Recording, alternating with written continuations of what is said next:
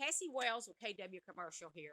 Yesterday, I had the privilege of listening to Ben Bernanke talk about his take on this recession that we're going through right now. So, at the beginning, we lost like 22 million jobs.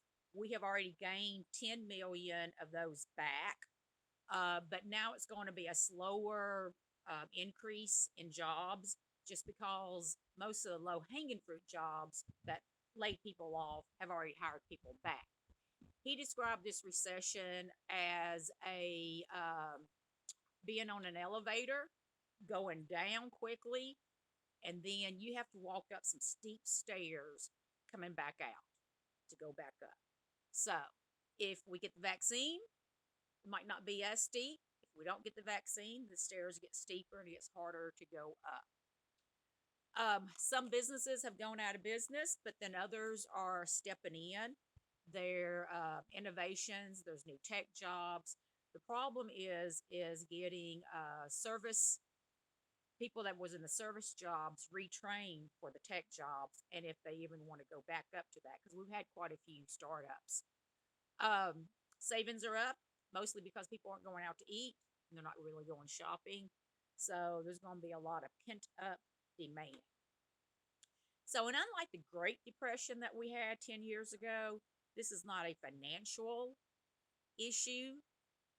Normally, the feds would reduce rates, but they're already low, and the housing market is going like gangbusters.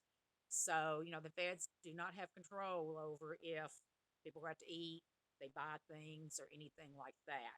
So they're sort of out of it. But what I didn't know was that the feds have tied interest rates to inflation. And they have said that they're going to keep interest rates where they're at until inflation hits 2%. Well, who knows when that's going to be? So we could have great interest rates like this for 6 months, a year, 2 years. It just really depends on when inflation starts to go back up and it hits that 2%. And he also mentioned some numbers. In September, the delinquents on payments, industrial saw a 1.4% delinquents on payments. Apartments saw a 2.3%. Office only saw 2.7. What's really been hit hard is retail. They saw 11.9% vacancy, and hotels 18.9% vacancies. So he also mentioned that rent control does not help anything. It does not spur more housing, and that's what we need right now is more housing.